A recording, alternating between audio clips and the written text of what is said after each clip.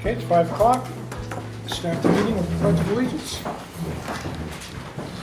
I pledge allegiance To the flag of the United States of America and to the republic for which it stands, one nation, under God, indivisible, with liberty and justice for all.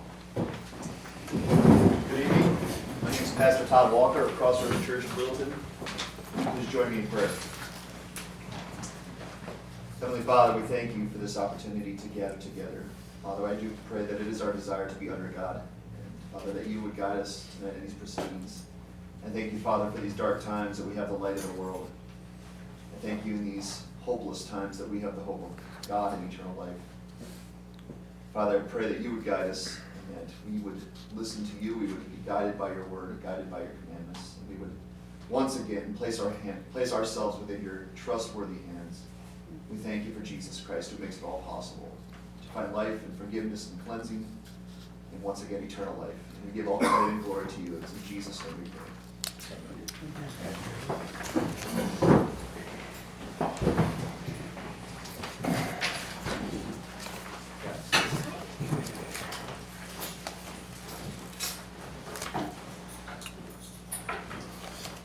So we're going to start out the meeting. Public hearings. We have 2 public hearings, 15 minutes apiece. Yes, sir. The first one is Invest New Hampshire. It was that statewide grant program that was set up to encourage and incentivize workforce housing. Littleton had a project that was done by Dr. Josh Spicer here in town. And as part of the his 12-unit program being approved, we submitted and qualified for a $120,000 grant, $10,000 per permit. So we need to hold since it's over the $10,000 amount, hold a public hearing in order for you all to accept that funds. So is that per permit or per unit? Well, it's per unit, but there was a permit per unit. For each unit, Yeah, okay. so it's 12 units per 12 permits, so $10,000 a permit. And it's one of the rare times that you will find a grant money that it is not specifically tied to like ARPA, and those that have in specific areas. It is for the town to use in its general fund. So that started. Okay, you got that one started? The second one is Littleton Riverfront Commons. You all know the project, and it's been managed for us by MCIC. We were notified some time ago, Senator Shaheen actually visited Littleton and highlighted the $300,000 that she was able to get into the federal budget as an earmark for the project. But one of the processes we needed to do on that was actually to have a public hearing. Motion is not necessary to take and accept, but it does require us to have a public hearing as part of the record. So when the 15 minutes is up, Mike can sign off and get a copy of the minutes from Vic, and that'll meet our federal requirement, which is part of the process for getting the $300,000 funds for the Riverfront project. Okay, and that one is started on the clock. Yes, sir. Got both of them. Perfect. Okay, next on the agenda is presentations. We don't have any formal. We had 0 on appointments, but I just wanted to announce to the board, this did come in today. It's the Connecticut River Commission, and they're looking for 2 representatives from Littleton to serve on the local river subcommittees. So if you know anybody or it's being put out there, via live stream, contact Vicki, and we could bring those names back at this June meeting. See if there's some interest in for someone to be appointed. Put that on the town's website also? Yes, Yeah. yes, sir. Yes, sir. We'll do that. Good. Mr. Chairman, a question on that. What is the term amount? Is it for a year, 2 years, staggered? Good question, ma'am. In the email I sent today, they sent me, they said that if there's any questions, I have a person directly on that board to reach them, asking for any question, or any information. They just sent me just a quick forms of what they're looking for. They didn't specify a term. I think the one you're running is 3 years? Yeah, I think it's 3 years. Okay. Yeah, it doesn't For say. both, 3, okay. It doesn't say, so one, we can ask them and get that clarified. And again, as Vicki said, we can put their information also on the webpage and get that readily available. It might be in this packet, but, you know, when you're under pressure to look for something, it's probably staring me right in the face and I'm not seeing it. Yeah. That's fine, No thank pressure. you. All right, no pressure. Okay. All set with that, Jim? No, one more? No, Okay. we're okay on that. We're gonna do the approval of the minutes of the last few meetings. And we're looking for the May 8th of '23, the Board of Selectmen's meeting. I've looked that over and I didn't see any issues with the wording.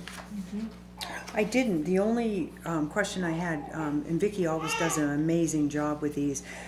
She has Emerson open the meeting at 5 p.m., started with a Pledge of Allegiance, and then Smith followed behind him with prayer. We may want to put Mike Smith. Yeah, I mean, it's such a small detail, but everything else looks great. Yeah. I'll make a motion to accept the minutes. Second? All those in favor? Aye. Aye.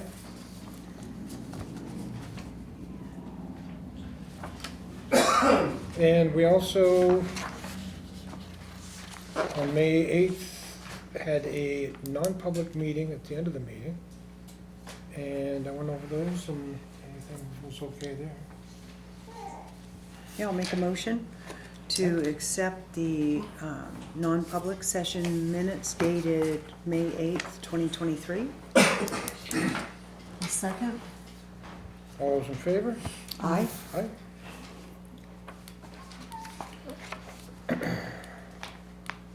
Town managers updates? No, my items are under new business. Okay. We're all set there.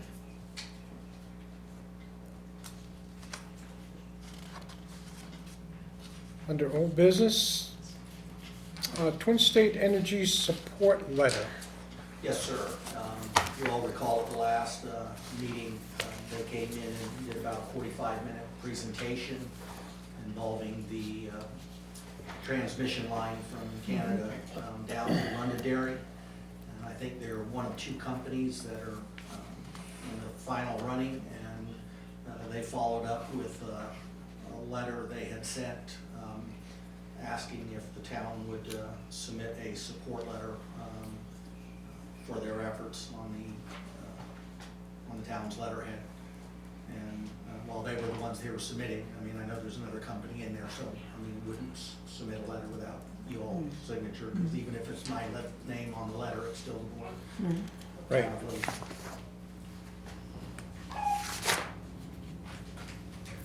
So you're looking for approval to submit the letter? Any discussion? We need a motion? We don't need a motion. I think You want a Should motion? for the record, it would be. Okay, I'll make a motion that we approve our town manager to sign a letter of approval for Twin State Clean Energy Link for their transmission facility program. I would like a little more information on some of that. I didn't realize when we went through the meeting that they were coming down 135. I asked them at the beginning of the meeting if they were staying on the existing right-of-way, and they said yes. That's a whole different right-of-way, that's a state right-of-way. So, all the driveways, everything else that have to be upset to do this, I'd just like to know if they had any other plans, because they're also gonna have to purchase areas to put in their transformer stations. And, you know, do they have all those ducks in a row already, or are they? To be honest. Yeah. I know as much as you do, in the Right. sense that they were kind of put very quickly on because of timing on Yeah. our presentation last meeting.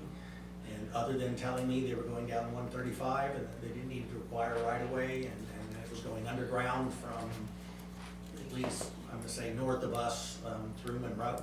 And then they were coming above ground and using the current transmission lines down there, so I mean, that's, So coming down 135 and then turning, going up towards the hospital, you start getting into town water and sewer.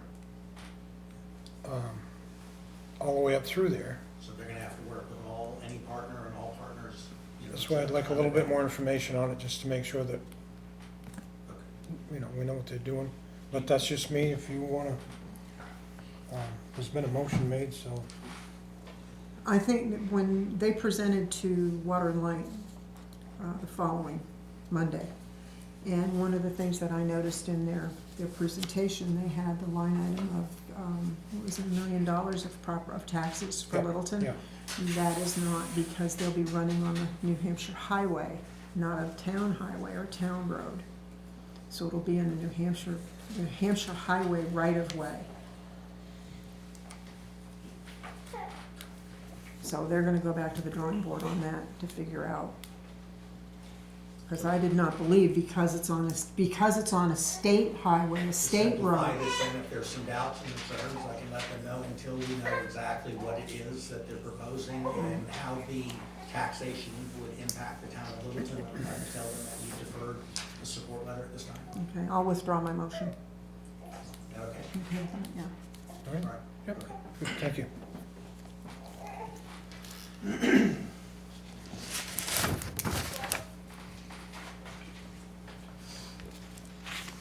Next on the agenda, the fire department, Littleton Franconia EMS contract.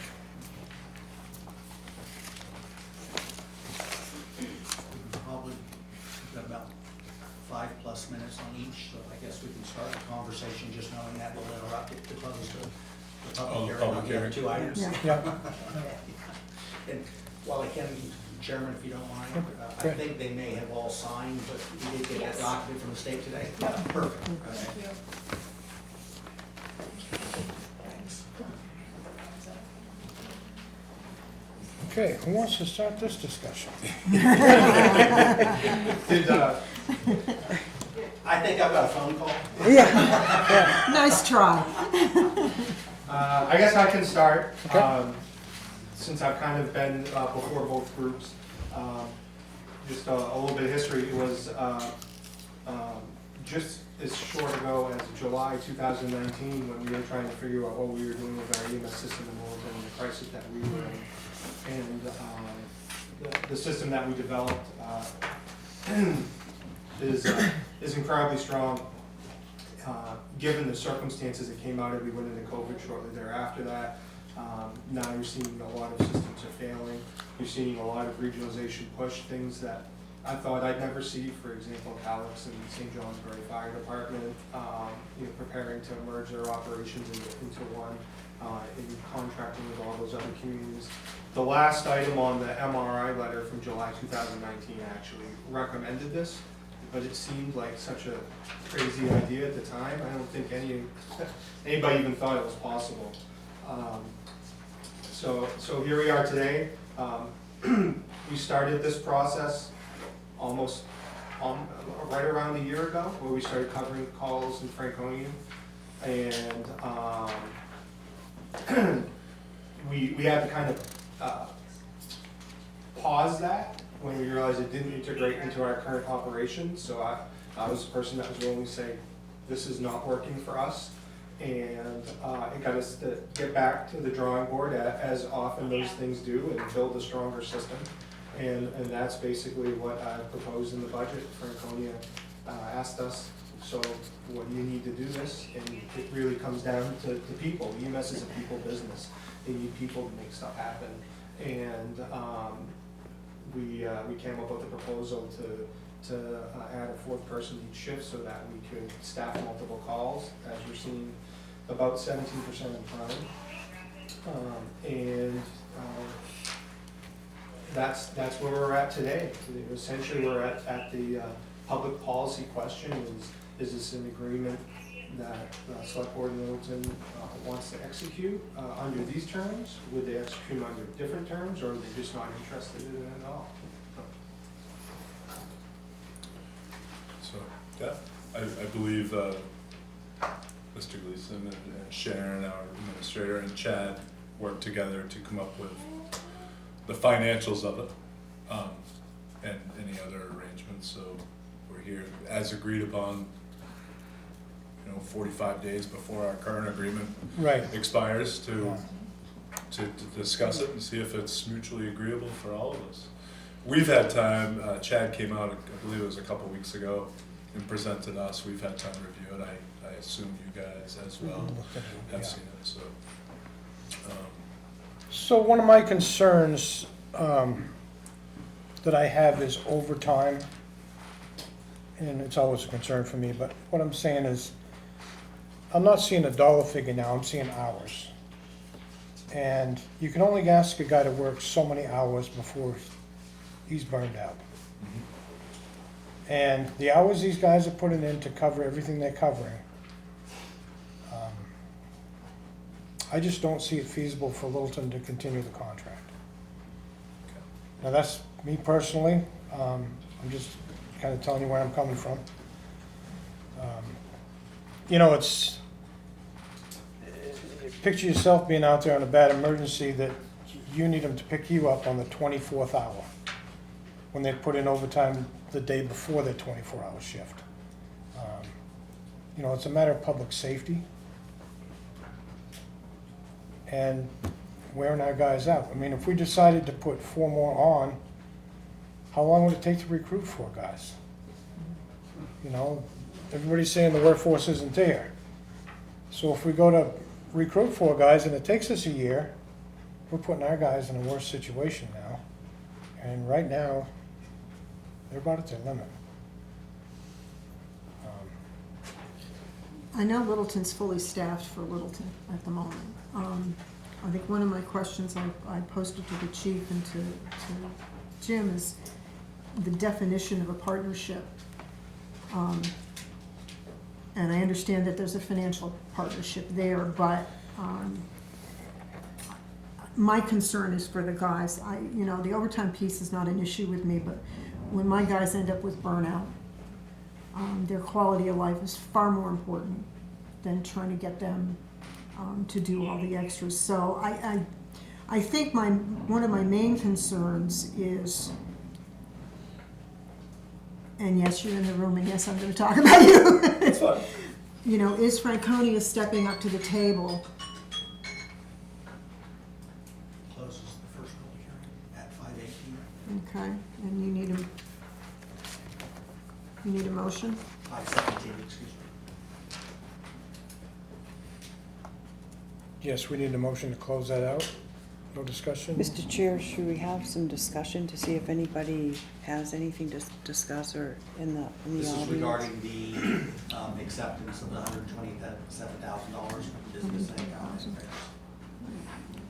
Right, is there any comments on the $120,000 that were accepted? No? The only question I have, I noticed that the hydrant was already put in. Yes, and I have it Yeah. here on the agenda Yeah, for a request from the applicant, who the reason we're getting the 20 is the 12 units, so had asked for the town to assist in the repayment of the hydrant. yeah. It's just my thought was, here we are tonight voting on it, but what if we said no? But not that we would, but No, it but is. that's the risk. I mean, Yeah. there's no guarantee in terms of there, but I do have a paid invoice now. In the book, we had an estimate, but I got a paid invoice. That's what happens if it's a no.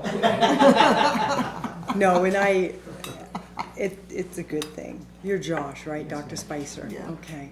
No, it is a good thing, and thank you for providing more housing. And the hydrant does look very good, so. Very, very pretty red. Yeah, very, very much so. So I'll make a motion that we accept the $120,000. I'll second that. All those in favor? Aye? Aye? Aye. Okay, and Motion to close that one out. And I move that we close the public hearing on the acceptance of the $120,000 grant from the Invest New Hampshire program. I'll second that. Okay, all those in favor? Aye? Aye? Thank you, Vicki. The time is up then for the NCI. NCIC. There is no motion needed for this. It just required the public hearing, notify the public that we were seeking approval through federal grants under USDA Rural Development Community Facilities Grant Program. And we've been notified, we've been awarded $300,000 by Senator Shaheen. And to continue forward in the federal budgeting process, we had to help this public hearing. So we just need it for the minutes purposes. So no motion or anything other than to close the public hearing. A motion to close the public hearing for NCIC. I'll second that. Okay, all those in favor? Aye. Aye. Okay.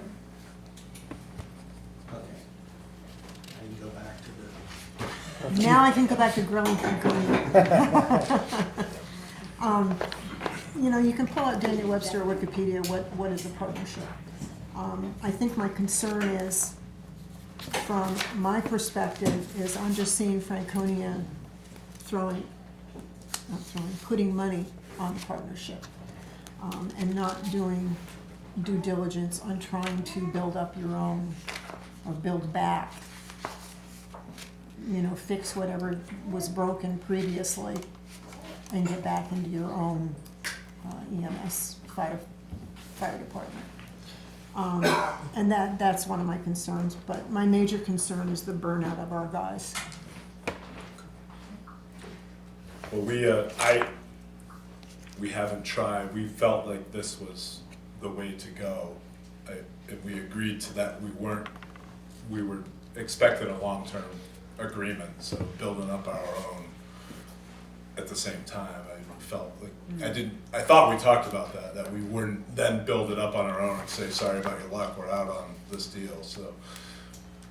But, I mean, if that's what we end up doing, my concern is, and I said it earlier, is we will solicit people to work, and we're all gonna be vying for the same people.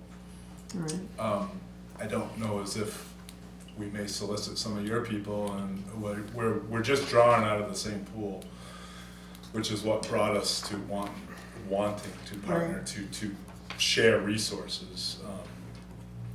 I mean, we will come up with a solution to this. Yeah, no, I We- believe you strong community, you'll do well. And, Yeah. and then I'm also worried that we fall back to maybe we're at 50% staff and we're contributing into the mutual aid system, and then, you know, we have to pull the mutual aid alarm, Right. and, you know, hopefully you guys come and help us out as we rebuild. We're gonna be right back to where we were a year and a half ago, Chair, so. Yeah, just address, just gonna, a little bit put them on the hot seat, and. Well, yeah. No, I understand that, No, it's- but in our last discussions, when we went through, it was focused on an agreement. Right. What's come up different, and that's what I think where your question goes tonight, Yeah.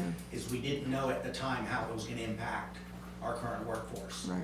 We were talking the framework and an agreement and dollars and what have you, and I think now that we've been into it for a few months, the comments that the chairman had, and you've got, have shown themselves, that it is definitely put a lot more overtime, and as the chairman said, we're not talking about the dollars, it's the impact of the employees. So, and I'm not making the union the bad guy out of this either, but for them to make it work, they're telling us they need 4 people and they need them sooner than later. That's what changed. Franconia wasn't asked Right. to address that, and that wasn't We're part of our. speaking to the financial. Yeah, component. no, Right. exactly, that's why I just Right. wanted to make sure Right. that, The yeah. first step This was Right. something that had come out of the 2 months, you know. Right, so we working. hadn't had time to. Yeah. Yeah, no, so I just wanna make sure that Thank someone you. didn't feel that, yeah, you I was gonna guys say that it. had not addressed anything. This No. is something that came up since we've been into this 2 months, Right. when we sat down and spoke And with there was the. no reassessment the worker, period yeah. because of the time constraint that we're Yeah, under right yeah, now. yeah. So the question is very legit in there. I just wanna make Yeah. sure that they Yeah. picked as the bad guys in the sense of that this is something that's come up from our folks that are saying this is not sustainable under the current model with the current number of people. Which is why I was in favor of pausing back in November, I believe. Because it wasn't working, that and it's not, I understand that the chairman's concerned about hours worked. I worked a lot of hours, and, but it was more the constantly being out of position for that next call that comes in. We're on one call and another call comes in, and we find another person, we somehow make that happen while a third call's coming in. It became way too regular to be running 3 calls at once. I'll say that we're gonna have the same workforce issue no matter what we do. We are gonna be in the need to add additional staffing if we wanna maintain the level of services that we have, even outside of Franconia. So that's something we're gonna have to address as a community, regardless. Competing for those employees in an environment where Franconia is also hiring, and where reports everywhere seem to show that communities should be working together to solve these problems and not in silos, is gonna add a much larger degree of challenge to that. So what that's telling me is this is something the county should be looking into and addressing it themselves. Well, I definitely feel there are regions that should be working together. I'm not sure that the way that Grafton County is configured, that county system would work well in that particular setting. But definitely regions. So I don't disagree with you. I completely agree that regions need to tackle this, but And I think, Chairman, back to your point, that you look at the state and constitutionally, what is the job of the county? It's prisons and it's seniors' homes, so they're not given the dictate, like, or I'm from in Florida, counties are required to provide fire and the sheriff, and so cities, if they do it, they basically have chosen to supplement the service that is mandated by the county. But here, your county doesn't play that role, so I'm not sure how you tie Grafton County in on a service that they're not even involved in the first place. And so I think Chad goes back, the regional is still the issue, but the difference that has just come up is just the fact that the manpower, it's not that the model can't work that's proposed, it's just, it's the bodies that they're there today. and that's why we proposed the staffing increase in order to manage that, so we would avoid the burnout, we would avoid the overtime, and we have a partner in sharing some of those costs. And we haven't got to that, and not that the people exist, but we haven't even got to the part of the agreement where you hire more people, correct? Right. Right. We're still Right. just We're in just the, fleshing out the. Yeah, So now until the end of June. yeah, Yeah, I mean, that's what the budget basically spells out. that bought us the time without increasing headcount. How, well, the budget spells out, what the costs are for Franconia to cover the call volume with apparatus, maintenance, supplies, in addition to the 4 extra people we have to hire, so. Right, and if I may, Mr. Chairman, I think we're all caught in a very difficult situation where we've done the short-term thing and we're evaluating sort of if that works. We all know that's not gonna work, this is not sustainable, we all recognize that, the burnout, the stress on your employees. But it's like, we either take the leap and try to Go form from this here. partnership and try to hire more people, or we don't, because obviously these short-term agreements, they don't allow the buy-in that's going to facilitate the hiring of additional personnel, so it's just gonna continue to be a strain. Our taxpayers have approved a significant amount of money that we purposefully worded for our town meeting, that this money could be used hopefully for this partnership, but if needed, if this fell through, could go the other direction and we would try to build up, our own department. But, I think we would very much like to take this leap with you, but I hear your concerns. I think, of course, those concerns are gonna exist while we're in this short-term time and while we're not taking the leap and trying to actually make it work as a true partnership. Mr. Chairman, may I ask, Sure. Chief? So, in theory, not in theory, in application and practice, the town of Littleton has our ambulance, and that is in active service now because you had an issue with yours. Correct. So that would be, if this were not supplied, that would be coming back and you would Of be, course. you would be down Right. you would be down an ambulance. So yeah, we have 2 ambulances, and we do run in, because of our call volume and the mutual aid system, we really need 2 ambulances. So which means you need a third for allow for maintenance period, which we don't have, and there have been periods of time, even though our apparatus isn't terribly old, where the Franconia ambulance was the only ambulance in service, for at least a day, because both of our ambulances were out of service. Which is the beginning, in my mind, as a component of a partnership process, in addition to having our fire department there for backup. Yeah, and to the chairman's point, in my March 6th memo, I talked about this interim period that we were entering into at the time, the 90-day extension, so to speak. And I wrote that this is a short-term solution, and callbacks should not be the department default to provide coverage for routine medical calls for service during normal operational periods. So I agree with you. The system we have now is completely temporary, and it's not scalable or expandable. The next step is, if we're doing this, we're gonna hire the people that we need to make this happen, so we're not having all those callbacks that we're experiencing right now, and that burden on the staff. So that's something that's very important to me as well. Not, that our staff feels like they have the manpower to do the job and not feel consistently stretched to try to serve 2 masters at once. Just for reference, in the last 2-week pay period, fire department EMS, 279.5 hours of overtime. I mean, some of the guys, 48 3/4 hours overtime in a 2-week pay period, 48 hours. Our guys aren't fresh when that happens. And that's my concern. Yeah, I agree. Fatigue is a real thing, not just physical, but compassion fatigue plays into that as well, where you get tired of caring, essentially, and those are all concerns of mine. I feel like the proposed system with Franconia does alleviate those type of, it alleviates more of those issues than it actually creates. But that's my opinion. With adding 4 more staff. Correct. Okay. And I feel like the firefighters would agree with that as well, or have agreed with it. We've met with the union. They, if it happens, well, they're okay. If it doesn't happen, they're okay as well.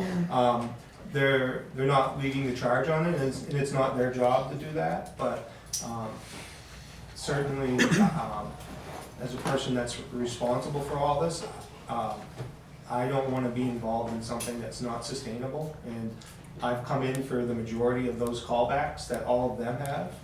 If you look at my timesheet and the hours worked, I was in last night at 9 o'clock. We were down in Franconia, so I came in like other people. I didn't want to. I wanted to be leading this issue from the front, and that's a sacrifice that I agreed to make going into this, knowing that it's a short-term thing, and seeing what we could work out. I think the other issue also is now that Littleton is getting that Granite living out by the hospital. I don't know how many units are supposed to be in that, 160 some odd units of assisted living or something like that. I don't recall the number of units. I don't know that we even know the number of units completely. I think Once that we have an estimate. once it's completely built out, I think it's supposed to be over 100 units. So it says, I did recall speaking to them, this is back from February 21st rather. We are expecting an increase in calls beyond the normal factors that we've experienced. Granite Senior Services is adding 80 assisted living patients, and based off their phase 1 rollout and historical call volume for the assisted living facilities that we service in our communities, where we were able to reach out to chiefs and say, how many patients do they have? How many times are you going? Using that metric, we'll add 200 calls for service per year, and that will just turn on one day. They'll just be there, and it'll start, and whether we're ready or not. We're adding about 130 housing units to the community, Interesting enough, population isn't a big driver of call volume. If you look at that February 21st memo, Littleton is 58th in rank of population in the state, right around 6,000. And we had 1,649 calls. Just below us, or above us in population, New Boston, slightly above us, had half the amount of medical calls. They don't have the commercial and industrial base that Littleton does. So, in addition to that, I'll just say people aren't as hardy as others, and we often get called for people's emergencies that certainly wouldn't necessarily be other people's emergencies. And those are calls we have to staff with the same level of expertise and dignity as the most serious calls we get. Carrie, any thoughts? Yeah, I keep just jumping to the care and concern of people, and there's two sides to that. The care and concern of our EMS, our fire, and by the way, just a little bit of a recognition. This week is National EMS Recognition Week, so just to put that out there too and say how much we appreciate the hard work and the effort.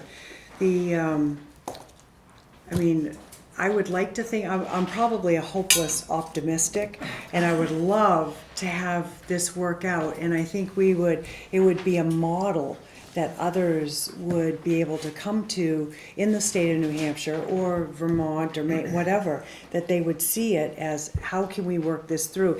And, you know, the chief, I know exactly what he's talking about. Back in 2019, it was at the 11th hour. We had to make the decision to go with the ambulance thing, and it has worked out.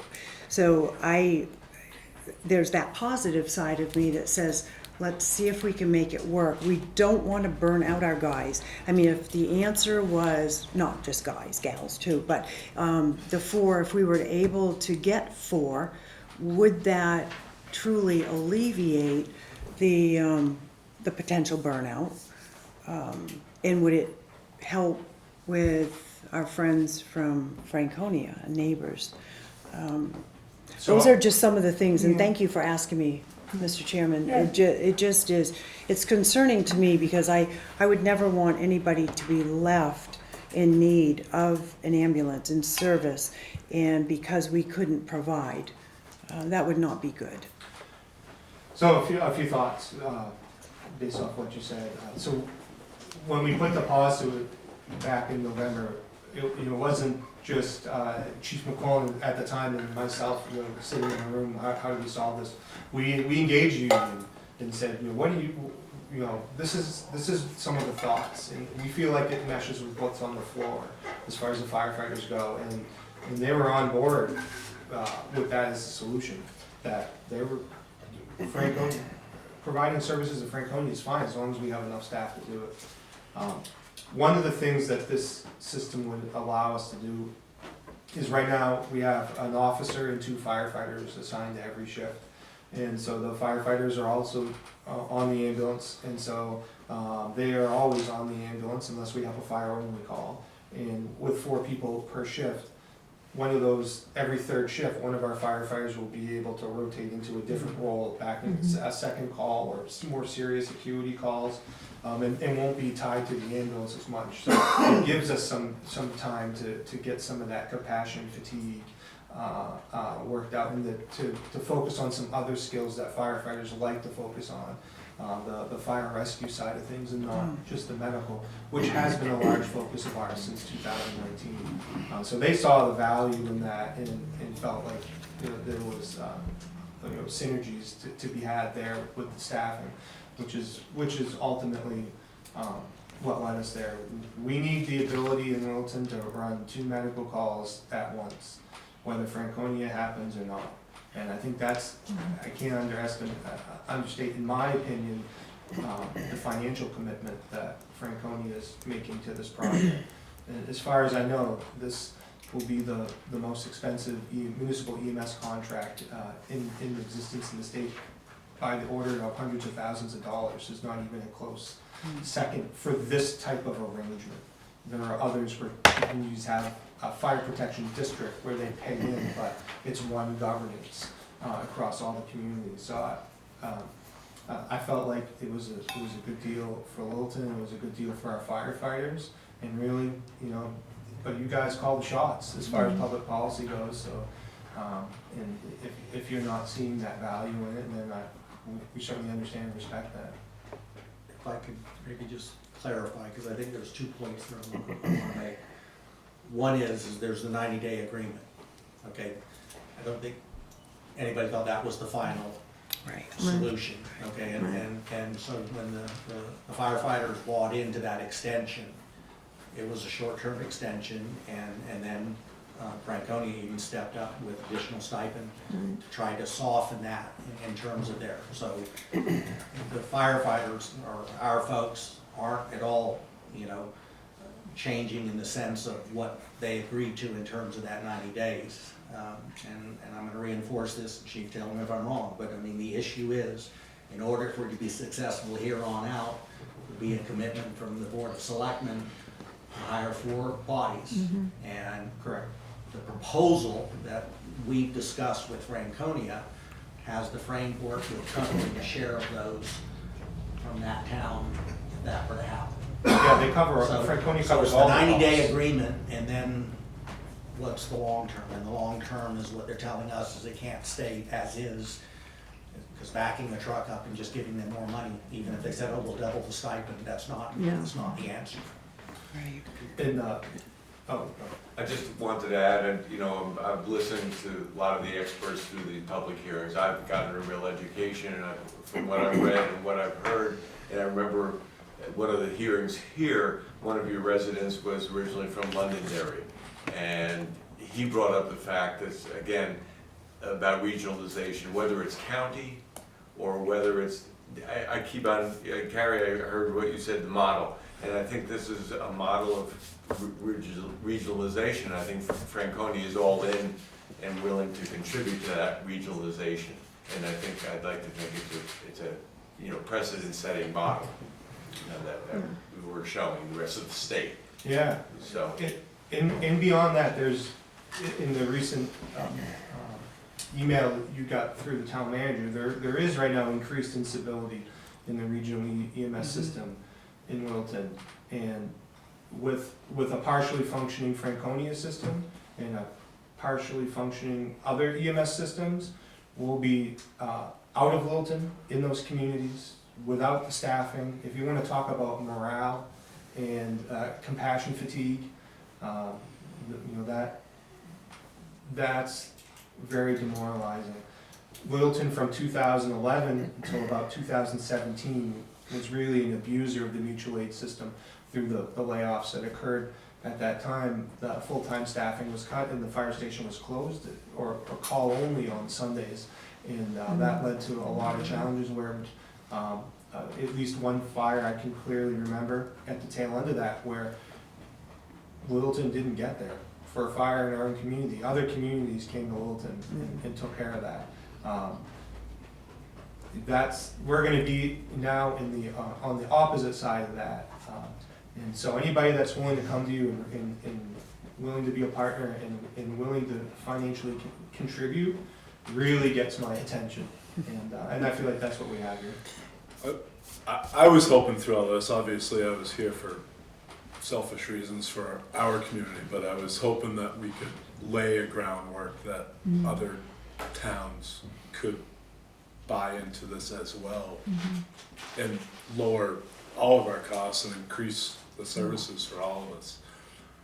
We know there's not enough people to go around. We have to, excuse me, we need to share the resources that are available.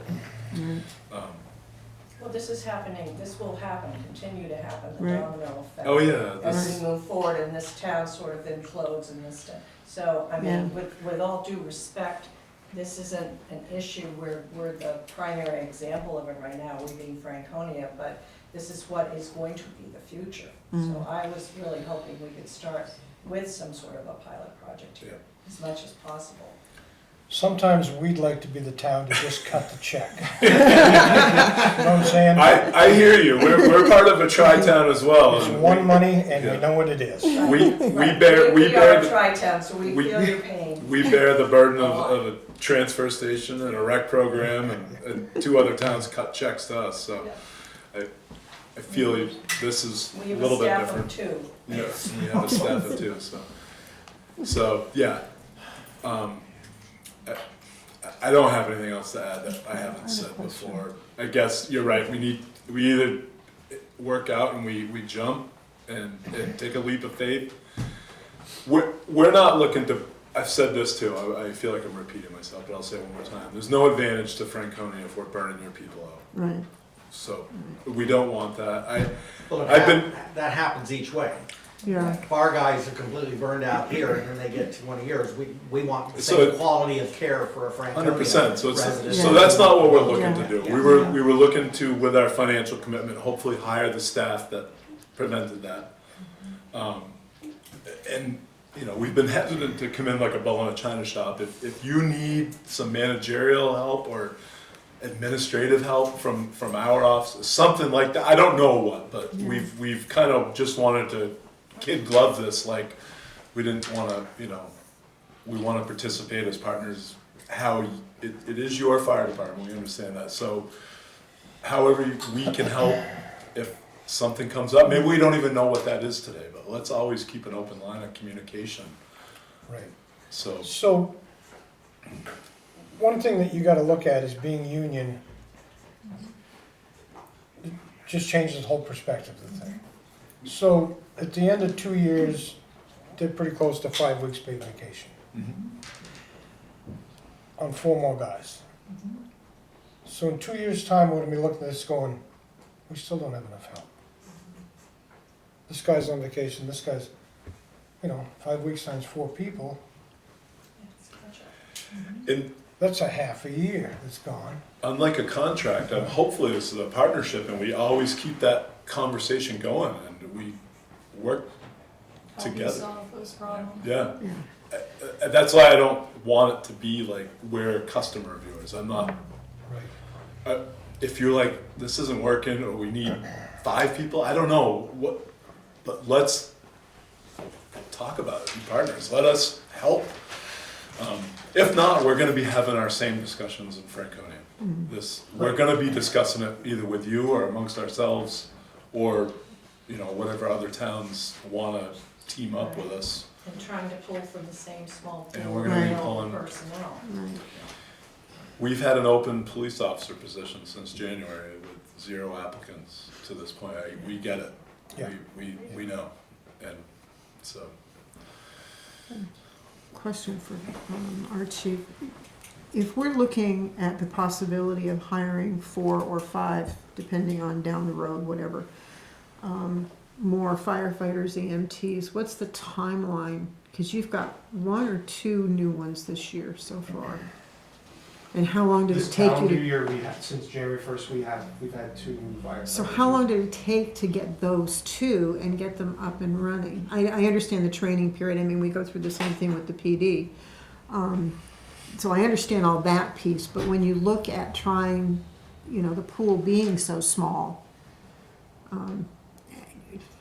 So, we've started to see a turn in the tide in Littleton.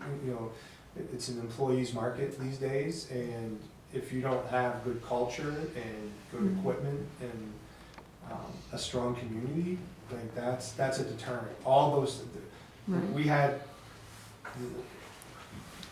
this isn't to cast stones necessarily, we had an applicant withdraw the day after a budget committee meeting. Like, this isn't the community for me.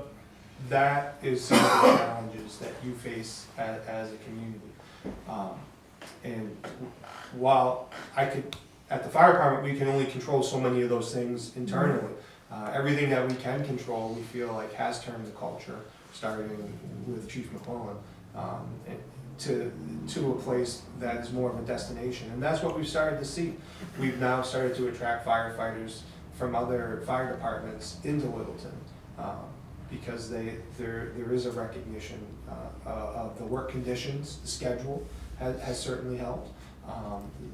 Some of the equipment and the culture and reputation has substantially improved. So those are things that I don't know how far that gets us right now. I know that we have 2 people that I would, if this were to be approved tonight and all barriers knocked down and whatnot, there's 2 people I'd call right away, and I'd be willing to bet that they would take the job within a matter of weeks. But I can't commit to that. I feel like we've never been in a better position, although there has been some challenges lately. We've also been not afraid to walk away from employment situations that just didn't feel like they were mutually beneficial.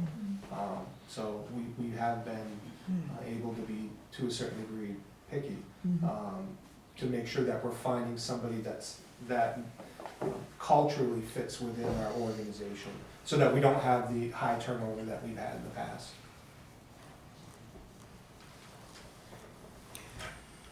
Hey, Chair. Chair, we're very aware of it. I know one of our essential services, our chief, is on top of that. We've been schooled on how retention is very important, and Franconia is very well aware and taking steps to address that problem. Yeah. So. So if we were to go forward on this, Chief, do you feel like the general consensus from the firefighters, the EMS, the providers, that they would be okay with it? Yeah, I wouldn't be here if I didn't strongly believe that. Okay, all right. Because But let's be clear, because I was in the same meeting, as long as there was a commitment to 4 people. Okay, Right. all And right. even though they know those 4 aren't tomorrow, Right, it's, the town has made that decision. right. And I'm just giving you what was relayed. You Right. guys make the policy decision. Right. very much correct. Completely agree, yeah. It's not with our current operation, which I've spelled out back in February, is a very short-term solution and not sustainable. It is with those 4 people. I would be willing to make a motion right now to move forward. Given Chief permission to hire the 4, and we move forward with our friends from Franconia. That's where, No, I'll accept that motion, but I won't stand behind it, but go ahead if you want to. okay. You know, I guess my thought too is, what's the very worst that could happen?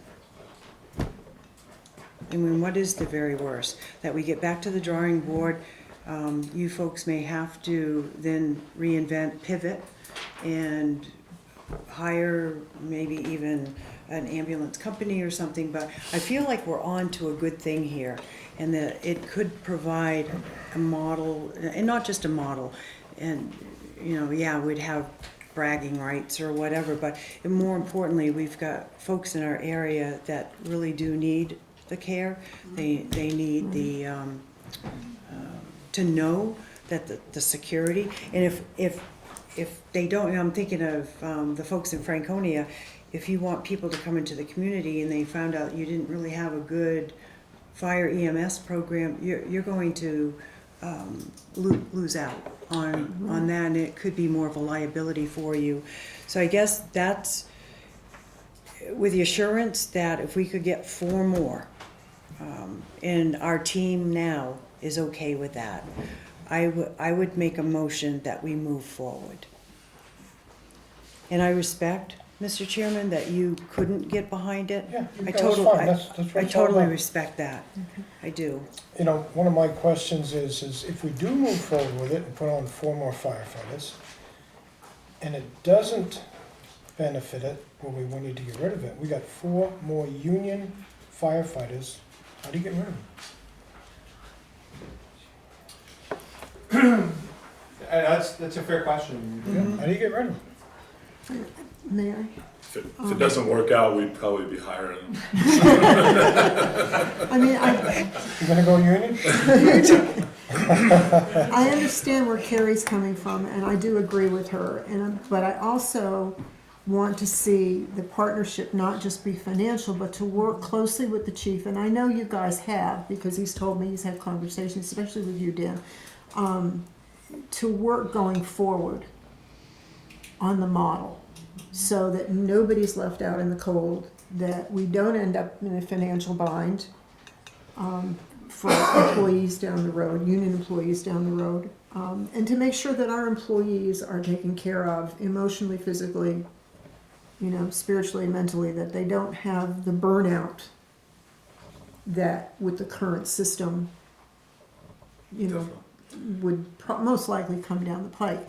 So I think with a partnership, to me, is being not maybe on a day-to-day basis, but a week basis, or every other week or whatever, and working closely with the chief. Because if we're going to end up with the regionalization, and we're hard pressed to find employees. We're hard pressed to find employees who have a good work ethic on top of it. So, May I just make an observation with your new housing starts, which is I guess elderly, yes, majority of it coming. I mean, that's going to be your new needs assessment down the road. So perhaps in this interim period with 4 additional warm bodies, once again, it buys us all some time to have Right. this kind of filter down and coalesce a little bit, Right. because we're all facing the unknown. And the upside of that is that it works with Franconia to really craft that partnership, support a truly crafted partnership. Now, we were just working on the outside parameters to see if it was a go or no-go.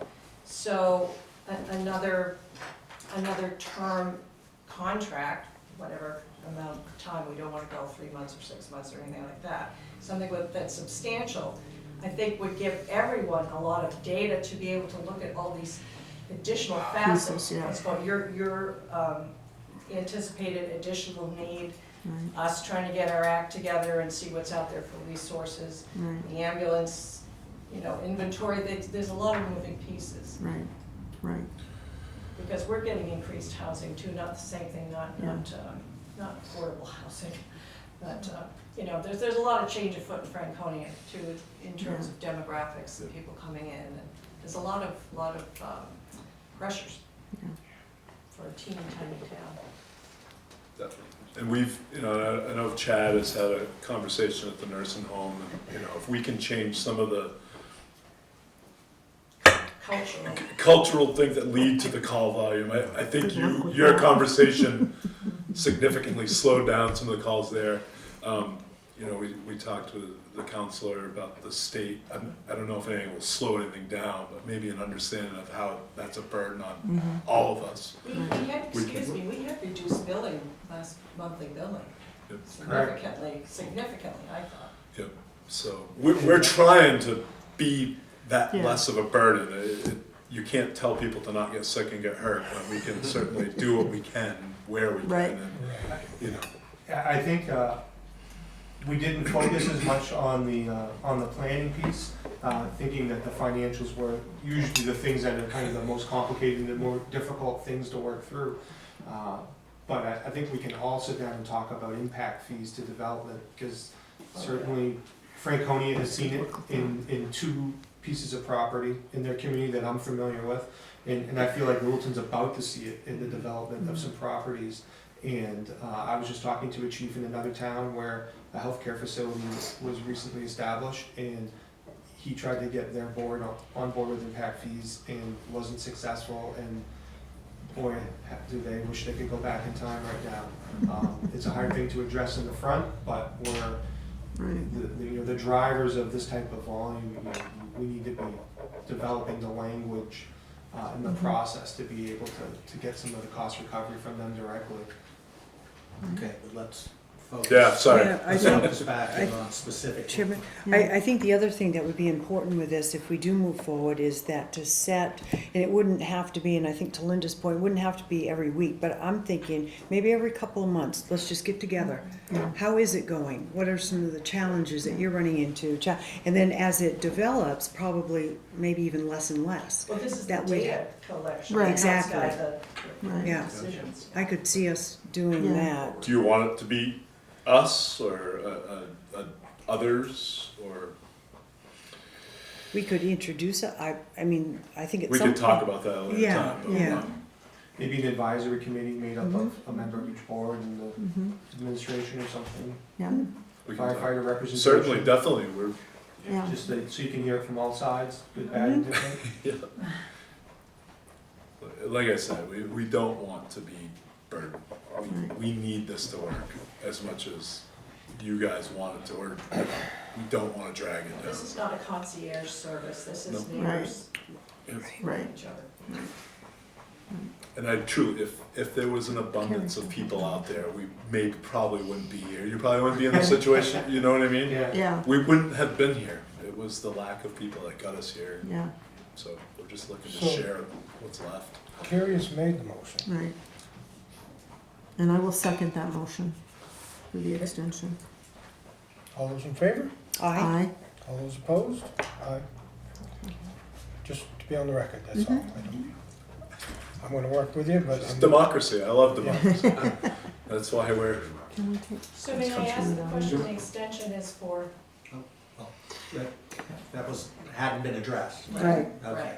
So it's moving forward, Did that- and then we have to. What you approved, in my mind, and we'll clarify this, was the authorization to go forward with hiring 4 people, almost based on the outline of the long-term contract, which does fund their portion. Right, So short-term, we need an extension from now till March, when both towns can vote we on are an agreement. funded, Because our folks, what I'm hearing is the meeting, they'd love 4 tomorrow. And Yep. this is not for a con, so I mean, I'm just trying to get Yeah, yeah, clarified so we right. know what we're coming out of here. right, We're talking about. So what I heard was the authorization to go forward, and that's kind of addressed in this long-term agreement. So now we just need an agreement that says we need to get from June That has till terms. March. Right. June of 2023 till the end of March of 2024, And so then both the- towns then have July an 1st. opportunity to vote And on a in the- long-term Right, in contract. the interim, So- a working group that has something tangible, hopefully, that will be presented. Yes. Because otherwise, we're just gonna do the loop again, and nobody wants that. So then there needs to be a contingency on the 4 people we hire if the people vote it down. Then what happens to the 4 people we hired? So I don't wanna be Yeah. we will address Hang on, that. Rudy, they'll take public comment before they vote. Okay, all right. Okay, no, there'll be public comment. Okay. They'll be okay. Yeah, I don't wanna be involved in the hiring people, to lay people off, so if we can't answer that question, like honestly, with, you know, some serious historical data and expertise, then that's a serious concern of mine too, completely. Are the funds for the extra 4 coming from our town though, right? Correct. yes. Right. Yeah, we fully funded, you said, I don't think that rose up to the.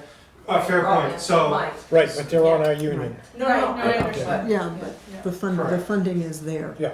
The funding will be there. From Frank Cody. Right. Right.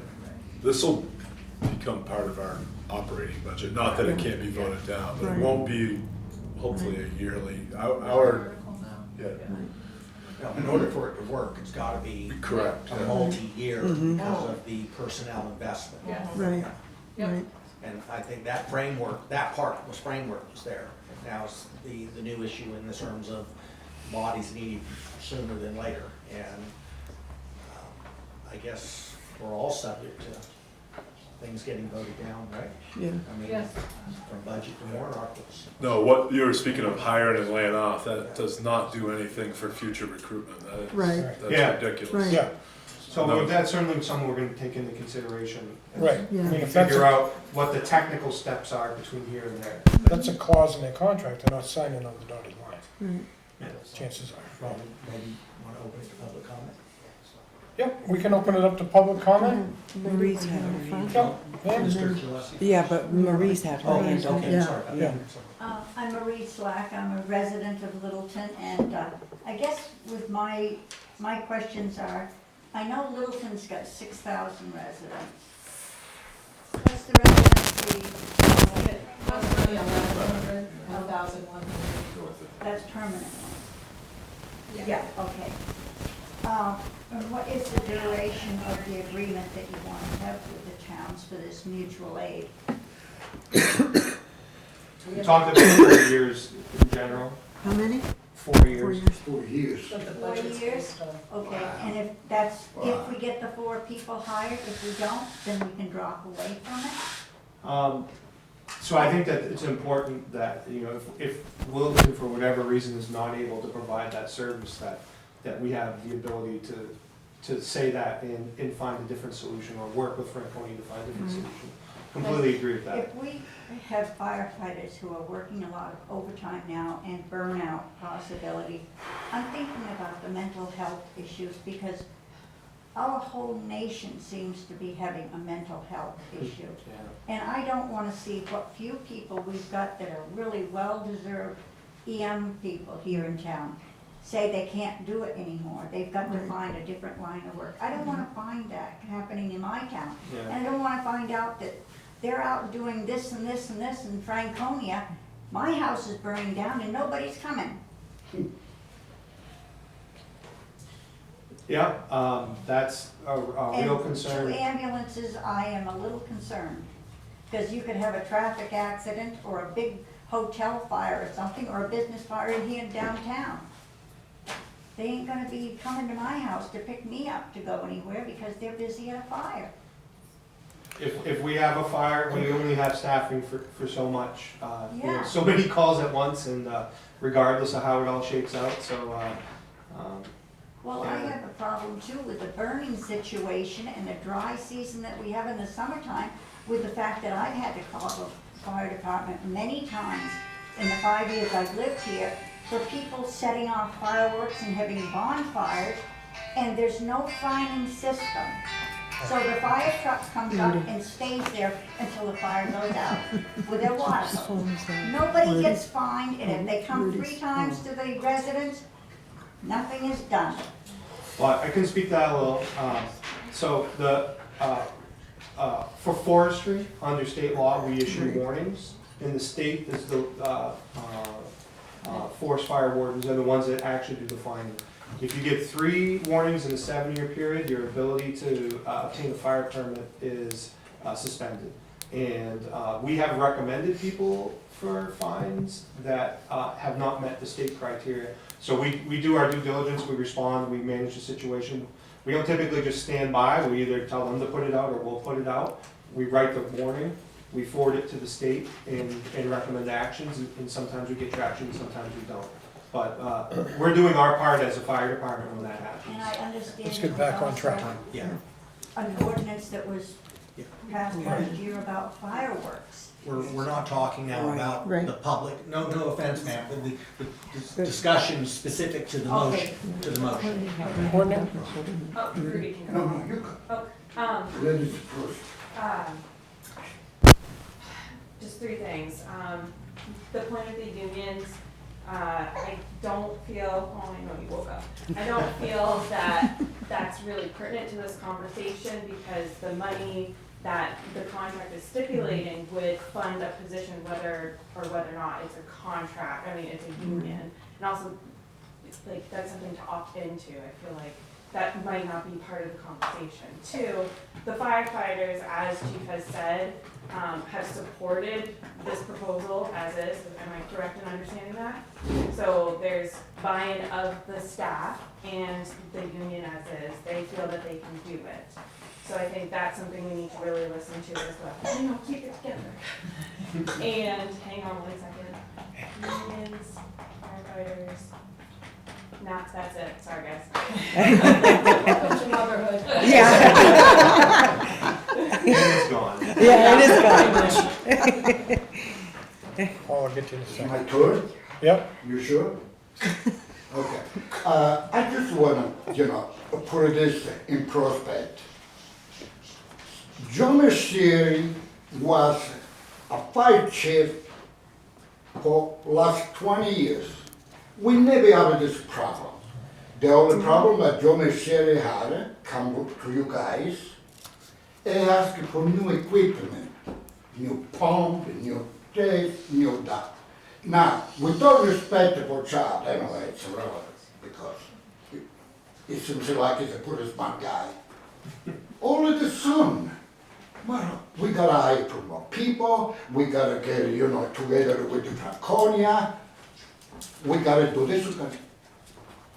Do anybody talks about the taxpayer? No? Or this is not involved in taxation? You sure about that? I don't think so. But the point is this, that all this deal that you guys made, with all respect for the senator too, because I respect her, right away, yes, I think let's sign this, let's sign that. You guys gotta put on the taxpayer first because we pay for this time. We pay, whatever you see in this time, we pay. No you guys, no him, because he doesn't even live in Littleton anyway, just to mention you guys, he doesn't live here. But if you are here for people, who's gonna pay for that? They do, Franconia? Correct. Completely? Correct. Which is good, But that doesn't mean, what are you gonna do?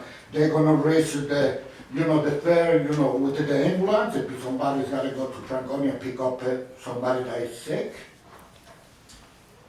The rates are already established. By whom? It's a base, by the select board. By the select board? By the Littleton Selectboard. They set the rates in 2019 when we started our transport system. And there's a base rate plus transport mileage is how the billing side of it works. It's something that you guys do things, this to me, it's a dictatorship. That's like when you go to Germany, when you go to Italy in the 40s, that's what it is. They say yes without our consent. We taxpayer around here, we don't work nothing, we work nothing. Just to send us the bill, I get it in my pocket, I pay. That's not right.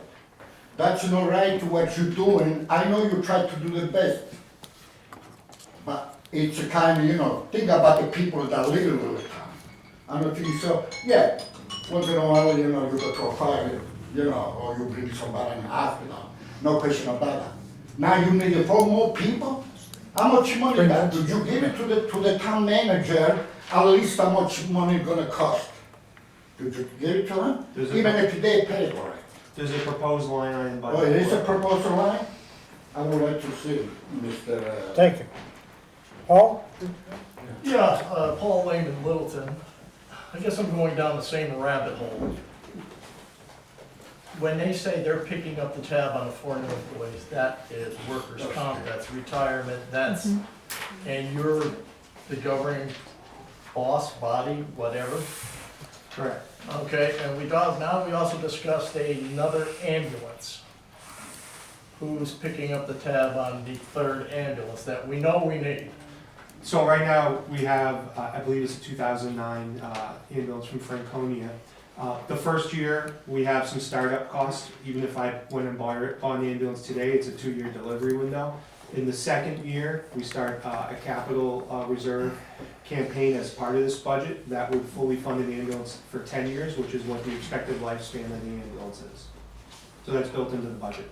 That's built in, so there's actually a 0 cost to the taxpayers of Littleton? Is that what we're saying? So Besides I have already budgeted for I'm willing to be wrong about it, but I've gone through and thought of every expense that I could possibly think of. Wages, holiday, overtime, health insurance, life insurance, disability, Medicare, retirement, cell phone stipends, uniforms, mileage reimbursement, communication, on and on and on.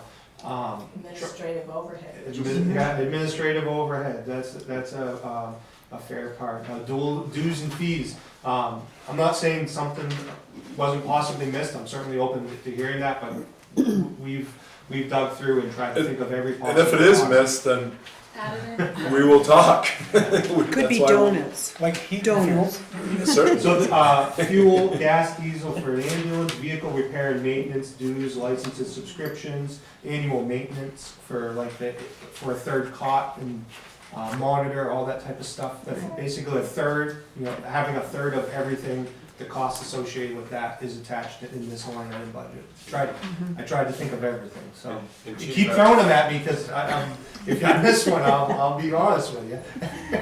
And Chief, I've heard the fire concern, we bring a ladder truck and a few other pieces of fire equipment. Yep. We will- Right. That's at your disposal, our disposal. Yeah, Yeah. Franconia usually, depending on the situation, but normally provides station coverage as soon as we're dispatched to the fire department, and they've been great partners in that.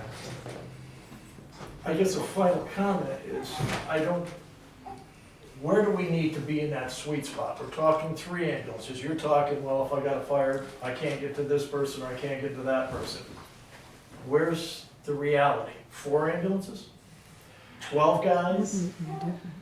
I mean, you're not making, as a taxpayer, you're not making me feel comfortable. If I need an ambulance, I'm gonna have my wife drive me to the hospital. Yes, me too. Because if you're telling me you've got 2 buses out on the backside of Franconia, and I know how long it takes to get from there to here. And you've got somebody else out in Littleton helping the PD or whoever. Yeah, 17% of the times we're running more than one call at once. And I don't have a strong statistic of how many times we have 3 calls in at the same time. It does happen. It happened last week, all Littleton calls. Seriously, we had a ambulance at 2 rather low acuity patients that came in at the same time. We happened to have the staff in order to send 4 people and 2 ambulances out to that. About 15 minutes later, a serious motorcycle accident occurred and we didn't have anybody to send. So Lisbon was called and we were able to transport somebody to the hospital and meet Lisbon at this remote site at the same time. It happens, but in order to staff for that 3rd call, the cost is just so exponentially high for the degree of occurrence that it's something that's hard to support. I feel like what we know about our call volume and what's predicted to be in the next 2 years is this is the right personnel for us. So. Carrie, do you have? Yeah, I was just piggybacking off of what Chief is saying. I mean, we could sit here tonight and say, what if, but we don't know. Accidents are accidents, and things happen. Even going on statistics of call volume, that's still no guarantee of, oh, that's what it's gonna look like the next year. We just don't know. And if I could just add one final thing, the question Chairman you'd asked is about 4 personnel. I think the answer to that is no different than any other economic decision. If the town votes not to budget them, or there was even a mandate from the board to say, town manager, we want you to cut X amount of dollars from the budget, you know where it's gonna go.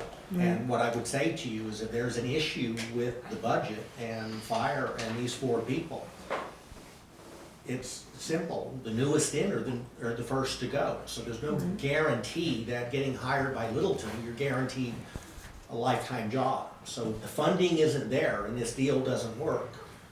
As much as it's distasteful, and I'm not saying this to the chief, but being the reality is unfortunately, folks, the funding wasn't there in this position that was created. We have no choice but to lay you off. So you're not carrying bodies that can't be paid for. Go ahead. Yes, I appreciate the detailed work that you put into this budget. I'm a little concerned, similar to this lady here, is that we have 6,000 residents. Franconia mentioned 1,100. Are those the voters or are those people in Franconia? You know, you have many out of second home people there who would also be using this service. And I'm wondering, the proportions that you've put together to put in 1 more ambulance and 4 full-timer crew, will that actually cover? Is that just enough, or is it well enough in order to respond to the needs of both communities? Franconia has perhaps twice as many people in Franconia as there are voters. So it's, I don't know if you used 1,100 in your proportionality, but I'd like to urge you to consider what would be a good response budget and how many ambulances are needed and how far does this need to go? Is 4 full-timers enough to run a third ambulance 7/24? So that's my question. Good. Ma'am, those dollars are in there. There's no, and I guess this is a hard way to put it, there's no ideal scenario to say, is it 7 ambulances, is it 10 ambulances? Because no community across this country can ever fund to give the kind of care that we'd all like to see, and that is that no ambulance is ever waiting on you. That's an unsustainable model. We have a healthcare crisis in this country, whatever's political side of the aisle you're on. Our medical system is broken in the United States. No, that's not what I mean And- about the system being broken. and- What I mean But is. to say how many ambulances we should have, is it 7 or 8? If we were to deliver the level of service we are currently delivering. This current budget does this. What would we need to truly? That's what this budget Based on provides. call volume. That's what the budget provides. We have a year of data, I think, for call volume, if I'm not mistaken. So, like I said earlier, in 2019, the system looked nothing like this. That was just 4 years ago. In 4 years, the system will probably look nothing like the actions we're taking today. It's that dynamic. And I do feel, after consulting with our firefighters and looking at our call volume and using all the information and my skills and experience, that this is the sweet spot for as much as we can afford reasonably to provide the level of care meets that threshold 90% of the time. There's some metrics about how fast you should get to somebody, how often you can be outside of that 90th percentile. We're within that. I feel like this will continue that, but there's no guarantee.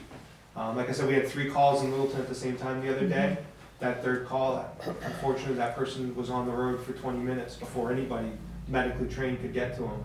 We just, there's only so many people to go around and so much reasonable amount of resources we can expend. So be careful out there. Another question that I have is, what is the square mile area of Littleton that we're covering now? What is the square mile acreage of amount of Franconia that we're going to be taking on? I mean, can we get to all those places and still have our own town covered? So that was one of the challenges that we ran into. That caused us to pause back in November. The quote unquote road time, between here and there. Initially, it did work taking on Franconia's call. The call volume shifted just enough where it stopped working, and we had to come up with some other solutions. So we don't look at it necessarily by square mileage, but total call time, start to finish, because that's something that we can predict in Franconia versus Littleton. And again, that data showed that this was the right amount. And I think time of year has to do with a Oh, lot of of course. this too. Weather conditions. Exactly. Yeah, completely agree. And so that average does take that all into account. A quick budgeting question. Is there a difference in pay or reimbursement for Franconia patients on average compared to Littleton patients? Question number 1. Maybe. I mean, that's relevant though, especially with these budgeting components, right? Question number 2, the generous sums that Franconia was willing to, give on behalf of this, does that take into account reimbursements that are already getting made from the calls that you make?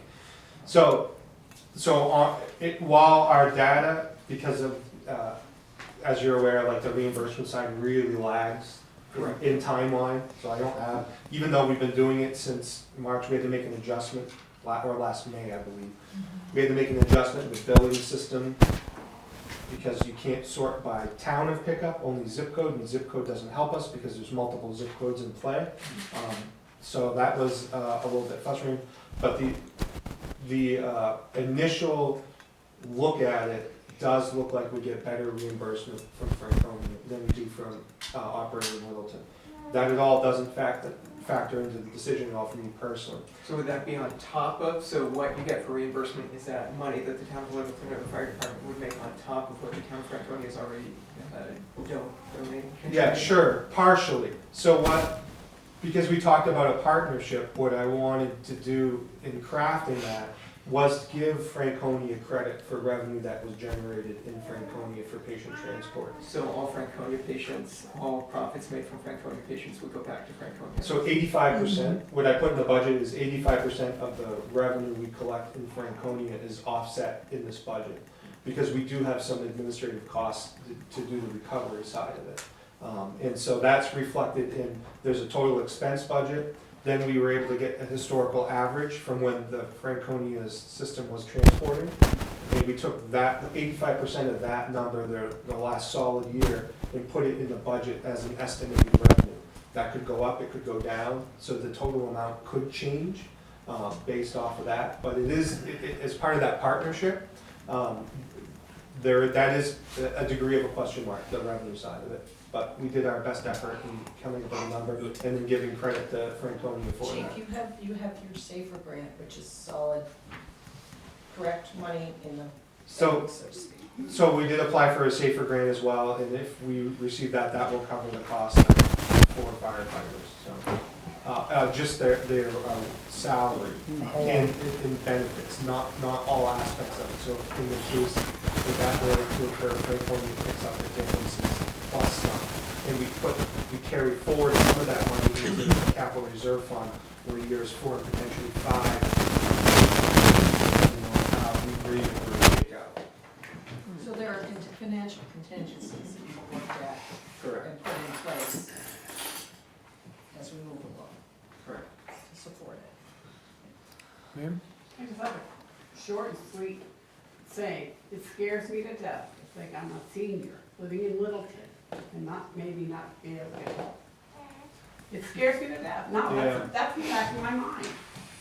What if I need it? Oh, well, it scares me. No, I completely, it scares me to the degree, like, this is why when we made this short-term agreement with Franconia, I've come back every time I'm able, I come in to cover calls, when we go to Franconia, because I do feel that as well. And so, I feel like this does strengthen because it gives us the ability out of the gate to staff 2 medical calls, where right now, we generally can't do that unless I'm in the firehouse, or we have a firefighter that comes back in, or we have an extra person on shift for some reason, like a call member doing orientation or something like that. So this staffing by default gives us the ability to staff 2 medical calls and better staff us for the fire calls that come in as well. Yes, I'm Dawn Steele, and I'm from Franconia, and I have been to all of your meetings. I've been to the meetings where you come to Franconia. And I just want to say, Franconia understands your issues. We all have an issue, like you just said. You had 3 out in Littleton. But your chief has done an excellent job of going through all of the data, the calls, talking to the fire department. He knows his role. He knows your department well. And Franconia has accepted all of this. We understand where you're coming from. And we want everyone to have the coverage they can. But this is a nationwide problem right now. It isn't just a problem in the North Country. So we need to find the best solution. And we need to listen to the people that do this every day and provide the best detail. There is no perfect solution for this. There are going to be times when you can't make a call somewhere. But you're doing the best you can, and hiring 4 more people is going to make a vast difference, I think. I wasn't saying, I wasn't picking on you. No, I understand what you're saying. All I was thinking of is me. I mean, I've had, in my whole life, I've only had 2 ambulance calls, and both of them from Littleton. And, you know, it happens. I wrapped a car around a telephone pole once. But it really does. I didn't realize this was as bad as it was. I didn't. And. Thank you. Let's To speak what you're saying, the way you feel is the way I'm gonna feel when I drive home tonight, because we don't have a long-term agreement. So, and that's why I'm here. Is fundraisers or something we could do as a town? It's not No? money. It's not. No, it's not, no. We tried last year, we have tried to fix our own problem. Yeah. There's not enough people. Right. So instead of us all fighting for people, we're trying to work with our neighbors. We would be 8 people to do our own thing, you would still need the same number you have. If by joining, hopefully we only need 4 collectively. Right. So, Hiring people is only gonna get worse. Yeah. People do not realize that you can't get on your feet till you get off your ass. but I'm hoping, Well put. Yeah. You know, computer jobs and stuff like that, work from home, you can do those kind of jobs. We don't wanna go out and do things for the community. we're hoping that what we're working towards, Chad Mr. can. Chairman, point of order, can you pull this meeting back together Bring so it we in. can move forward? Okay, Thank you. so, right now, we have a motion. And to move forward from here, we need to do another extension to get, So I don't think it hurts to do an extension, although operationally, yeah, I guess I'd lean on the town manager. I mean, we were just talking about, you know, what the next step is. I think they've already made the motion and approved it To in extend reference it. to the 4. yep, So the second portion of that now is to extend the current agreement Right, through March. right. And additional data and all can be looked at. And the agreement that's in front of you now can still be tweaked with data and information between now and the time both towns would vote in March. Right. But we're going into it then with the approval to get the 4 based on Franconia's commitment. And then we all know, then the second, I would ask you all to make a motion to extend the agreement to March, as is. And then we all know that we're subject to voters come March of 2024 on whether or not Right. they buy into the agreement between the 2 communities. The current agreement ends June 30th, so it would have to be March 1st, July 1st through March 31st. I would say get us through the election of next Okay, so I'm gonna make that motion that we extend the contract from July 1st, 2023 to March 31st, 2024, with the idea that everything we've talked about, that you'll flesh out. Put some legs on it. Yes, yes, But you're gonna move forward with hiring, yes. That was Okay. the first motion. okay. Yeah, don't panic. yeah. We got it. Yeah, no, yeah. And I think that'll, you know, And Jim will second that. You're gonna second that, okay? All those in favor? Aye. Thank you. Shake your hands. 3. And you guys go 2 to 1 or 3? For the extension, it was 3-0. All 3 of them? For the Yes. extension, Okay, what about the extension? the extension. I thought before the chair, you got to know, right? On the first part, Yeah. the hiring the more people. We still have to hammer out those legal agreements. right, Yes. right. Great, okay. And, Oh, no, that's, All right.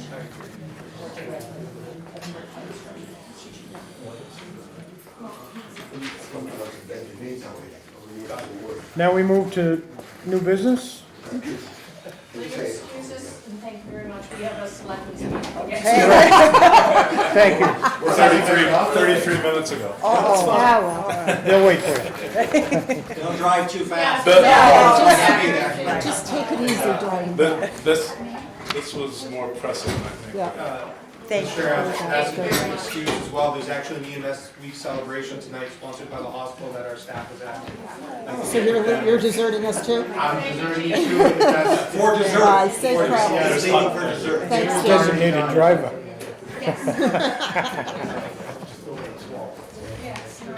Thanks, Chad. I just wanted to show it to you so you can see. Chief, thank you. Thanks, Chad. Have fun.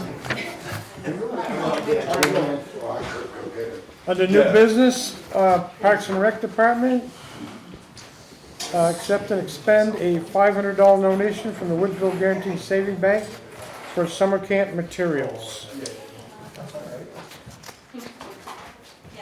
I got another grant. Another grant came in, it's under amount, so it's just you all have to approve to accept and expend. Make a motion that we accept the 500, is that you're looking for a motion?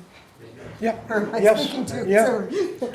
I make the motion, we accept the $500 of unanticipated revenue to accept it and allow them to expend it. I'll second that. All right, all those in favor? Aye. There's a second one. Second one, Chairman, Parks. and that needs to be amended to $7,250. Rather than the 11? Yes, because Okay, so I have a list. I know 7,000. you'd like to know who, $7,250. $7,250, okay.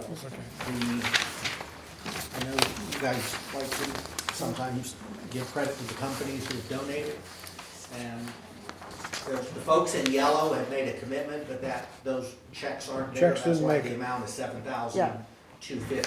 So it's just a listing of the companies that have done that. So the motion would be to accept and expend the $7,250 for concerts in the park and bands and banners. So I'll make that motion that we accept the $7,250 and permission to expend, and Littleton Regional Hospital generously gave $800, Joanne Sweetbreads generously gave $250, Napa Auto $850, Ilakai in the Broom Closet $1,000, Woodsville Guarantee Savings Bank $500, and that's more than the first one, correct? That's separate. Second one. And then Norcom Mortgage, $500. Representative David Rochford, $600. Amanuset Community Health Services, $400. Badger, Peabody and Smith, $400. Ash Supply, $350. RME Excavation, $350. And Ward Law Group, $800. Very generous. Yes. From all of those providers. Big thank you. I'll second that motion. All right, all those in favor? Aye. All right.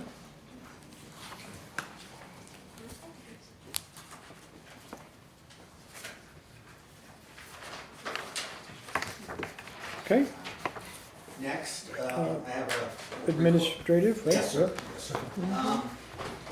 Earlier on the public hearing, you accepted the $120,000 grant from Invest New Hampshire on behalf of the general fund. I'm asking for a motion tonight to expend $55,568.13 from that $120,000 to cover the unplanned and unbudgeted expenses to the general fund that was incurred due to our move to and from the second floor to the third floor and back.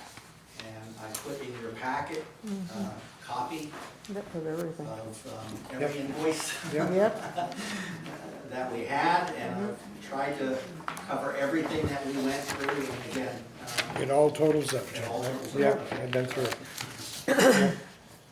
and if you allow us to apply that $55,568 from the 120, you will see an improvement in the line item where we do our leases and what have you, because that's where we were taking this from. And so that item in the next go-round, once Lori has shifted money, if approved, it'll help also back on the general fund side with that lease line item. Okay, so with the 550, with the 55 and the hydrant money, okay, We do the hydrant second. Hydrant just separate. okay. With this one, out This of is- the 120, what will be left will be $64,431.87 if you approve the 55. And again, this is not taxpayer money. This is coming out of that grant money Right. Right. Invest New that was Hampshire. received, so we're actually saving the taxpayers Yep. money by you using it on this. Yep. Okay, So looking for a motion? looking for a motion on that. I make the motion that we approve the expenditure of $55,568.13 and take that from the Invest New Hampshire grant of $120,000, so that it does not come out of the general fund. I can second that. All those in favor? Aye. Okay. Now, Chairman, that second portion you were asking. Okay, yep, I was getting ahead of myself. We're eligible for the grant Right. because Dr. Spicer had committed to the Invest New Hampshire program and had a 12-unit workforce housing project approved. And Dr. Spicer followed up with me, and part of his project was requiring the installation of a new fire hydrant.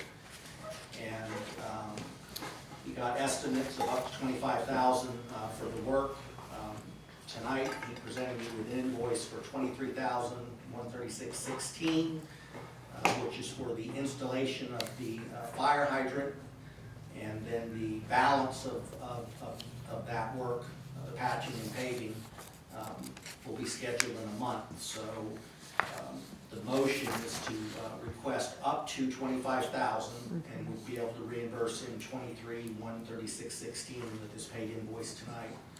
And that would come out of the 120, which would leave the town $39,431.87 of unanticipated funds still from the 120, which would go to general reserve, or if some other issue were to face us between now and the end of the year, that would be an area that would almost kind of like be like an emergency reserve account.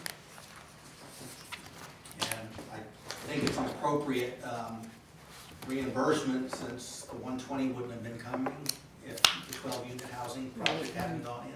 Right. Got a question, who did the installation on the hydrant? It's done in Right, right, right.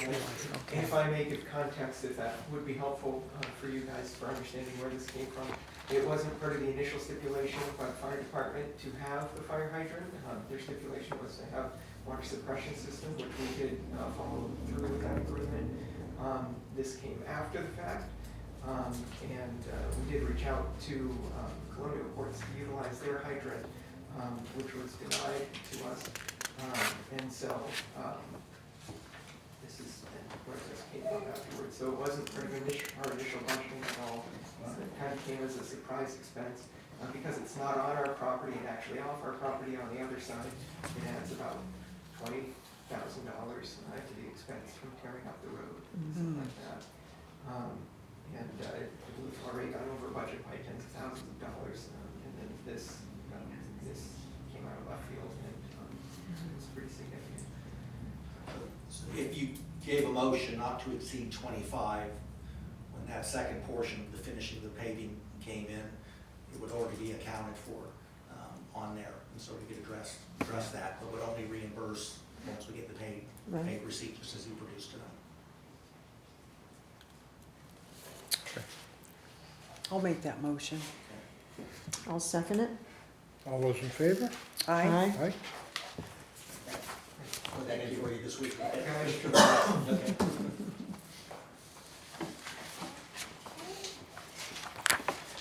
Okay, next on the agenda, Board of Selectmen topics. I have several. Okay, you want to start? Do you have any? A few. Let's hash it out. All right. When I first was elected as selectman, I went to the town manager and asked him, or the human resource manager that we had at the time, if there was an org chart for Littleton municipal employees, which there was some rudimentary skeleton org chart there.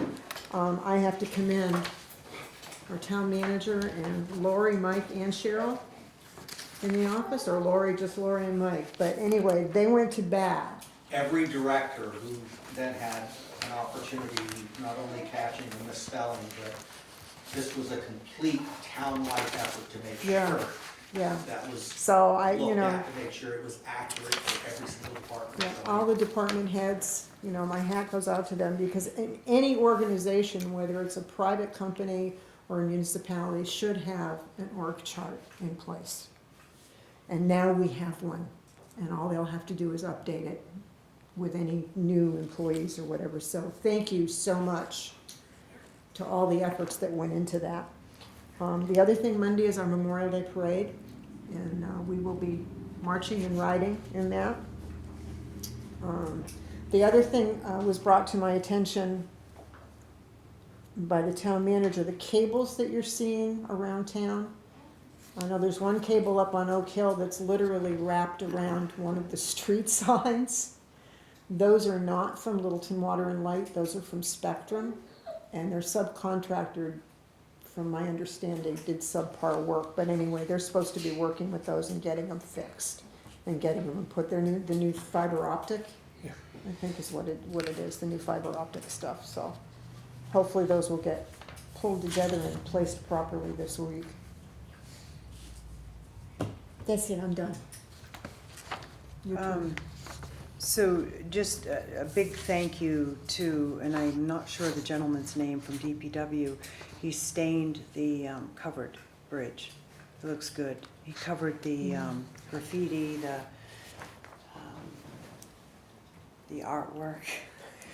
And we have pricing, because we had money put in for the bridge work, and I think the goal is that based on the timing now, that they may be able to have it painted by July 3rd or 4th. Good. The Entire thing, yeah. No, it's due, but it is looking really good. The second thing is, of course, our next Board of Selectmen meeting is June 19th. Is that correct? Is that, because we're only meeting once in June. Is it the 12th? Okay. Yeah, I think All we right. picked the second Monday, which I think we picked the 12th. All right, so June, okay, good for clarification. June 12th, yes. And then the third thing is, because it was brought up in a public meeting, the folks on Osgood Farm Road that came in was concerned about their road. Condition of the road. And how bad it is. So I did a little research down at the State House to see if there was anything that we could do. And because they are under covenant with a private owner, I'm not sure at this point, but I just wanted to bring it back. There was a book that was recommended for us as a town, the selectmen to go through and to kind of look that up. And I'll have to research that a little bit more information. But the road is in terrible shape. I do concur with them. My concern is too, and even our chief mentioned it, that there are times that he's asked them not to go out because of the condition of the road. So it is something that we need to take seriously. Just not sure how to handle it at this point. If you don't mind, Councilman, in addition, just to kind of put it in perspective, there's 23 lane miles of private road in Littleton. And let's just say worst case scenario for every one of them to be brought up to standard could be $10,350,000. And then that would be adding those lane miles to the 51 that we already have.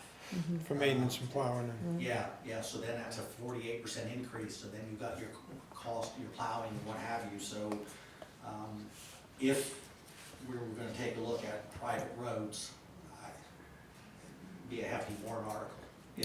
Yeah. I guess my thought was, because they brought it up publicly, I think we owed it to them in the public to bring it back. Yes, Just that specific road.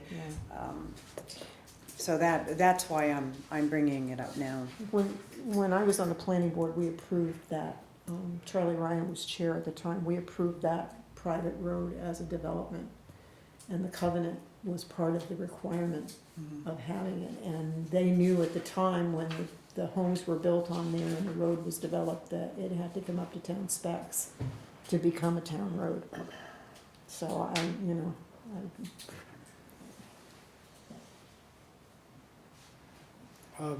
My only thing is just, the crosswalks are looking good, and I think that, I'm seeing a lot of work being done around. I think they've come back and put the stop looking way. Yep, they did. I got to double check, but I think they may be coming back with Pollyanna. I think we just have to get the stencil, double check on that. Yeah. Nope, that's it's shaping up, that's for sure. I see they're putting the hooks up for the flowers. new covers or being looked at Yep. based on our first weekend experience with rain. Okay, other than that, you good? Public comments. Public comment? Yes. Yes, my name is Deborah Warner, I'm from Littleton, and I was present at the casino night that we had at the high school that the town sponsored with a guest who wanted to come to Staples area.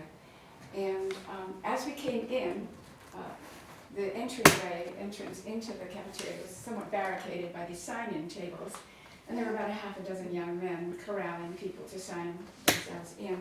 When I got to the table, I asked the gentleman who was wearing a suit coat, I said, is this information going to the town?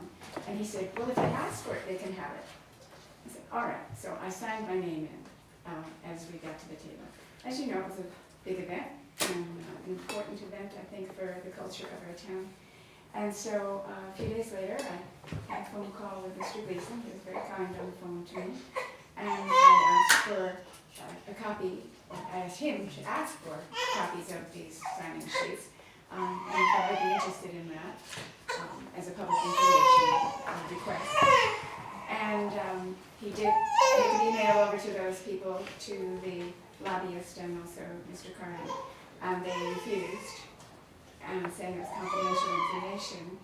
And so I asked Mr. Gleason to just let me work it out with them. So I did get a hold of them, and I emailed them. I happen to know the lobbyist already, Curtis Barry, and they said again it was confidential. I said, well, I'm actually not interested in the contact methods. I just wanted the names, people's email addresses and such. I had no interest in that anyway. I thought that might make it a little easier to share, and they still refused to do that. So I just wanted to let you know that they are not cooperative with this request for information, and it does put the town at a detriment in regards to 91A in terms of transparency of an event that's sponsored by the town. And, you know, this was a town meeting. It was not an official town meeting. No, it was but not. it We was just hosted it. rented, the school gave the space to the town for this purpose for free. It wasn't paid for by the casino. And our own town manager moderated the event, and he wasn't paid independently to do that. And it's a facto a town meeting platform, and it's subject to 91A.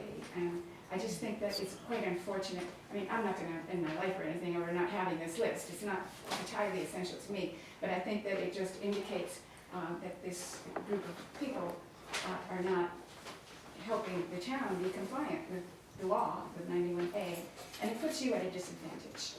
I disapprove of their not being cooperative with you. Thank you. Any other public? This is your comment, right? That's your comment. Yes. It's not everybody's comment. Okay. Rudy, you have a comment? Yeah. Go ahead. Whatever that I want to say, it's not the way the people present to build a casino open in Littleton. The last word that comes for you two guys. Okay, that's the last word. This is not a casino. The word casino is completely different. This is a recreational place where all of us, we can go there, we can go to a restaurant. You don't have to gamble. We don't have to gamble. It's not a casino, it's gambling. This over here, it's not gambling. Gamble is when I go to a casino with a couple of $1,000. That's a gamble. But over there, it's a recreation. It's good for the town. I hope you guys, gonna give this gentleman, the chance to make something different in Littleton. Right now, we got nothing. 7 o'clock people are in bed sleeping because they got no place to go. I'm sorry, but it's whatever she said, hey, she's a doctor, mental doctor, you know what I mean? That's, let it be. Thank you. My comment. Anybody else? Yeah. Okay.